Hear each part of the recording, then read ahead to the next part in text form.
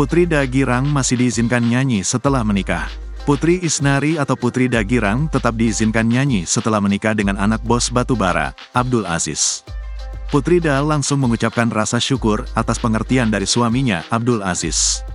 Hal tersebut terungkap dalam unggahan video di channel YouTube Putri Isnari, Sabtu, tanggal 20 April tahun 2024. Dalam momen tersebut, Putri Da bertanya, apakah dirinya masih diizinkan bernyanyi usai menikah. Abdul Aziz menjawab jika diri ini masih memberikan izin istrinya berkarir jadi penyanyi usai menikah.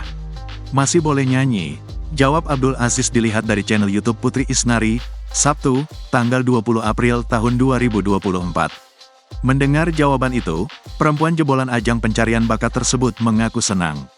Ia bahagia karena hobinya tidak dibatasi oleh sang suami.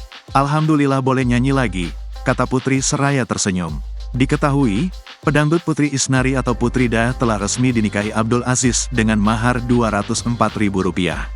Pernikahan penyanyi jebolan ajang pencarian bakat Indosiar dengan anak bos batu baru asal Kalimantan ini digelar Sabtu tanggal 20 April tahun 2024. Acara pernikahan Putri Isnari berlangsung di Balikpapan Sport and Convention Center. Sebelum acara pernikahan, Putri telah menggelar acara pengajian dan siraman pada Rabu, tanggal 17 April tahun 2024. Sehari setelahnya, Putri menggelar acara Mapaci yang disiarkan langsung lewat akun YouTube pribadinya.